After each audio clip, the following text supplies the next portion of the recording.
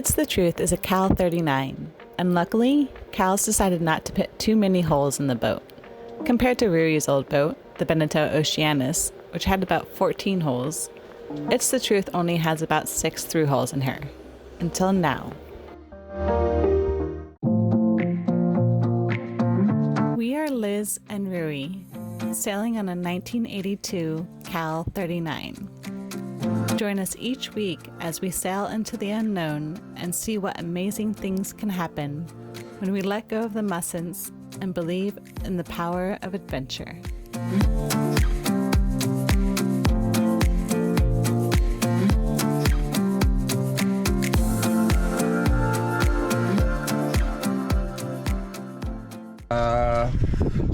Today I will be painting the boot stripe on the boat. More painting. So Liz and I taped it off for a, was it a 3-inch? Yeah, 3-inch. Stripe that we're going to put on the boat. And then sanded it as per instructions and washed the hull, got rid of all the dust and all the impurities, and now we're going to mix the paint. We're using Pettit topside paint. I've used it before, I like the results. And it's a roll and tip process. So you basically roll it on, and then with a dry brush you just knock it down.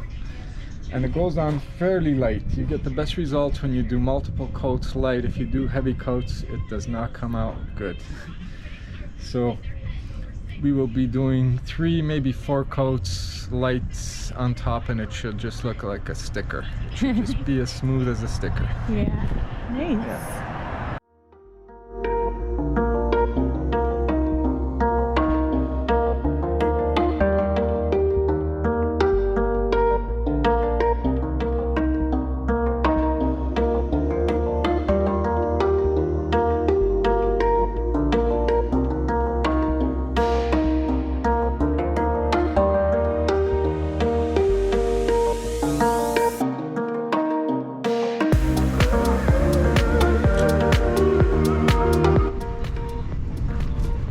What do you think?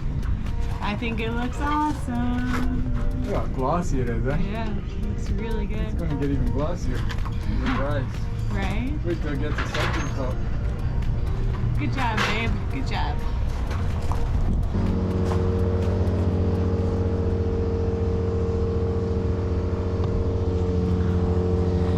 So Rui has painted, I think, 2 coats on the boot stripe, the one that goes near the waterline, and he's done 2 on the upper stripe, which we decided to repaint to match the boot stripe, and also there's a spot on the other side where most of the paint actually come off. But anyway, Rui is so sweet because I think the most satisfying job after painting is taking off the tape to see what it looks like. So he is allowing me to do it, which I think is very nice because I love this part, getting to see everything as the tape comes off and see how beautiful it looks. So that's what I'm gonna do now. Just on the upper stripe, we're gonna put 1 more coat on the boot stripe, but I'm gonna go ahead and take off the tape on the upper stripe.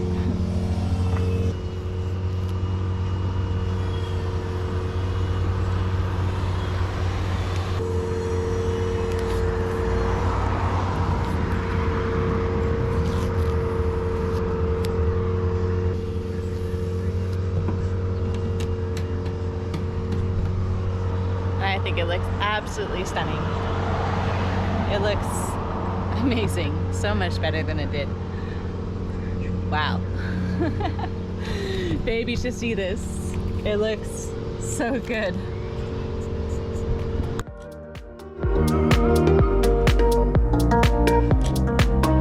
Rui and I found a faster way to take off the tape around the boat, just like how we pretty much put it on.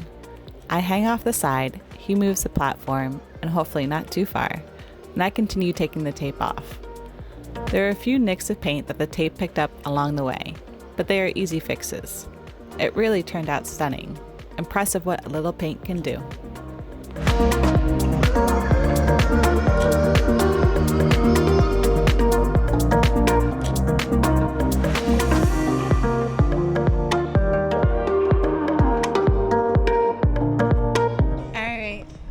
Next project his installation of the diesel heater. So to keep us warm when we head up north or eventually make it to New Zealand.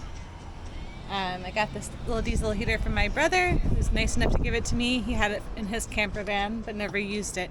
So I took it down with me, down to here in Puerto Penasco, and we're gonna hook it up.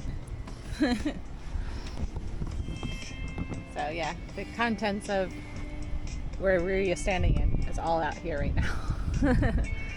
Rui amended this bracket so that we can, well, you want to explain? The heater is designed to be installed on a van floor or car floor, so you're only going through a very thin piece of metal. So this bracket used to be flat because at the back of the heater you need to put in the exhaust and the fresh air intake and the fuel line, and in our purpose there's nowhere where we could actually mount that because everything's 3/4 ply, so there'd be no room to put clamps or anything to mount this. So I had to modify the plate and bend it so that it can actually be mounted and give me access from the back to get to what I need to get to actually make it work. Voila, it's mounted. It's a little wobbly, but we'll have to figure something out with that to keep it from wobbling as much. But other than that, I think we're well on our way. Nighttime, we got it working? The heater is working. You can see all the exhaust coming up. Oh, that's not good. That's not, come on. But we actually now know it does work. We just need to hook up the exhaust and not breathing any carbon monoxide. Yeah. It's not bad. There's a bit of breeze coming by, so yeah. It's okay. And she's in her cooling process right now, so we've got her working, and it's all very, very good. We have a heater. Either way, the heater does work. The remote works. We need the works. carbon monoxide detector down there now. And no carbon monoxide detector down in there. Well, yes, exactly. Sorry, back there, in the cabin. And yeah, get the exhaust on and yeah. Before we bought all those parts, we wanted to make sure, because the exhaust that came with it is for like a van, so it's really short. So we need a much longer one for where it is in the cockpit locker. That, and then we need more ducting, because again the ducting was quite short. So we'll try and find those things tomorrow. It's Puerto Penasco. Nothing's easy to find here. But crossing my fingers, I can go find it tomorrow. Can finish the install. But it's like 7:30, I think, so time to cook dinner. It's not bad, a one-day install.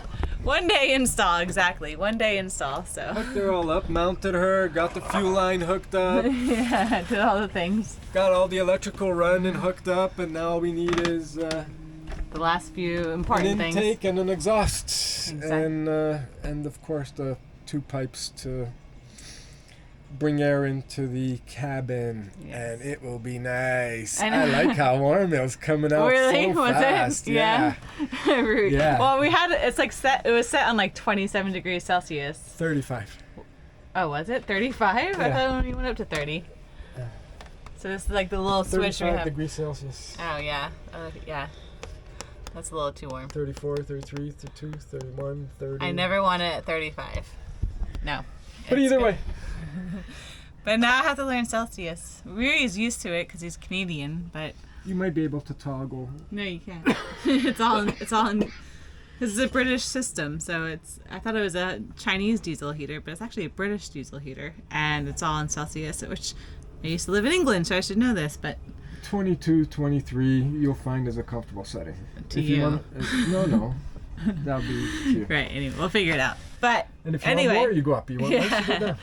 Anyway, it's nighttime. Time to chill, relax, go to sleep, eat, go to Time sleep. to make some dinner. I am starved.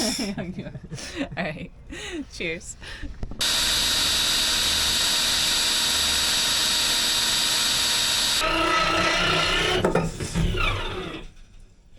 Yep, there's a hole in the boat. Oh, there's some nice light coming through the boat there. Put putting one more hole than I thought we were going to put in the boat.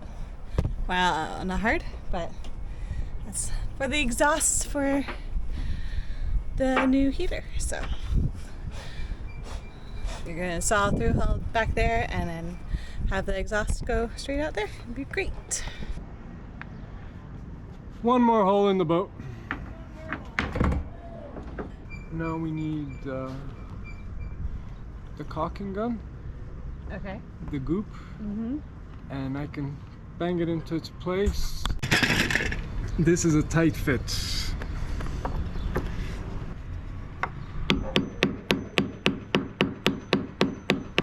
So tight that it doesn't even fit. Huh? Too tiny to make a bigger hole. There you go. But that looks very nice there. I like it. Looks very nice. It's in a good spot. It looks like it was always there. Exactly. You'd never know that we just put it on. Exactly. That's the point, right? Liz always likes it when a job comes together. It's always fun to find old parts on the boat that you have had on the boat forever, and you're like, why am I keeping this? But Liz. oh, got it. Ow. But yeah, so I had this through hull that was somehow found its way to my boat. I never bought it, and I don't think it was on the boat when I bought it. But hey, it came in useful today, so it's good for the exhaust. Hey babes, can you grab... Today we're going to do a through haul, and I have my neighbor Vince. Is it okay if you're on cam, Vince, for your family to see you on? Sure. Vince here is going to help me.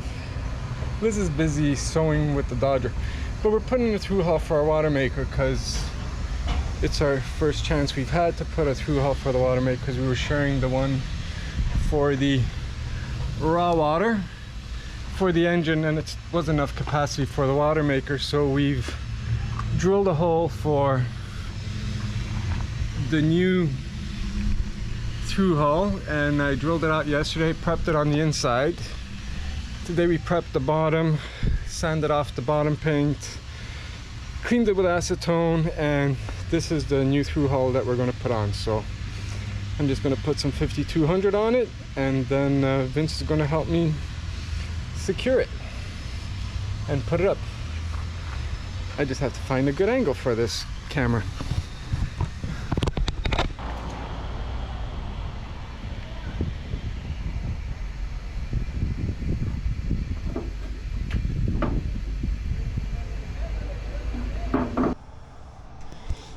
And now we're going to do up the inside here. I'm going to put in the back side of the through hull and goop it all up.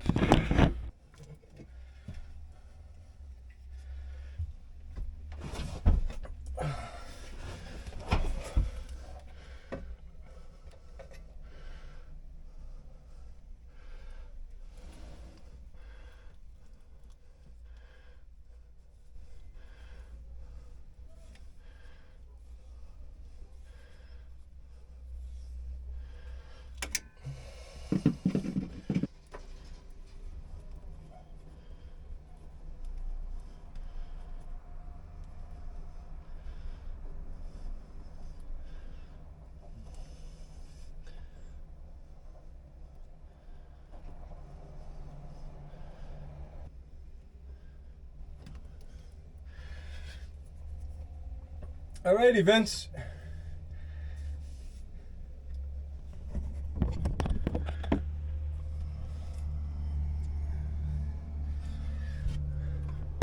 Now that is just hand tight.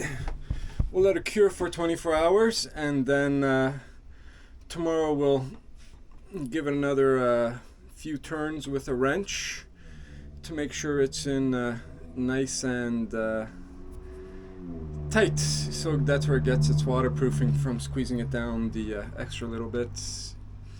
And that's our video for today, the through hull.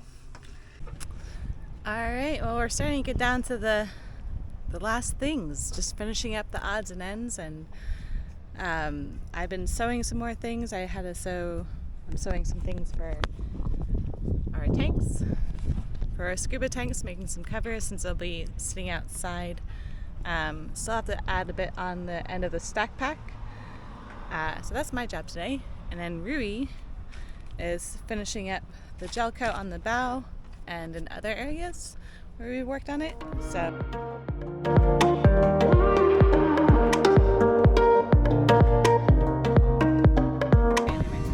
alright, I'm gonna talk to Rui since he's already putting the hardener or the resin with the hardener in it on this.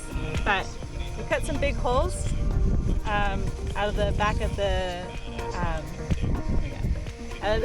we cut some big holes out of the back of the bowsprit because this is what the deck looked like underneath them. So it's just a really thin piece of fiberglass here. It's in the anchor locker, and it was coming apart. So we cut out some nice holes, one on this side, and then on this side he just ground out where the cracks were. It wasn't as bad on this side, and so now he's just gonna fill it in with some new glass and make it strong again. But yeah, I'm glad it wasn't a bigger project, I guess, but much easier than the bottom of the boat. This is gonna be his spot all day. Cleaning it off right now, all the dust. The dust never ends here. I can't wait to get out of here. But yeah, just kind of doing the last minute tasks, cleaning everything up, getting it done. I had completed the stack pack addition I needed to do, and it was time to splice and put up our new Lazy Jacks. We used some Dyneema, but didn't have enough on board, so we got some double braided line, which isn't as easy to splice. After doing this maybe another 20 times, I might be able to do it without a YouTube tutorial on it. Because, yeah, it's... The first time took a while to do the first one. This one here definitely was A lot faster. a little easier, faster. Rui's only ever spliced Dyneema, which is a whole lot easier than double braid line. That's why he's watching the videos. Yeah.